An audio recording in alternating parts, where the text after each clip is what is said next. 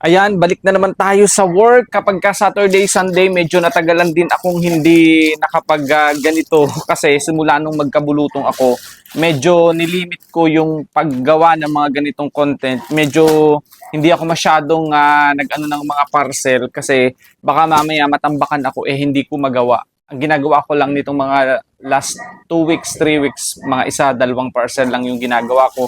And ngayon parang balik na naman tayo sa dating gawi. Parang natatambakan na naman ako ng mga parcel. Kaya yung Saturday, Sunday ko ngayon, ayan, ayusin natin to. Gagawa natin ng mga content yung mga item na to. And salamat ulit sa mga seller na nagbigay sa atin, nagpadala sa atin ng mga parcel na to. So gagawa natin siya ngayon ng video. Kaya abangan nyo, baka may magustuhan kayo dito. Napakaganda at mura lang yung mga item na to.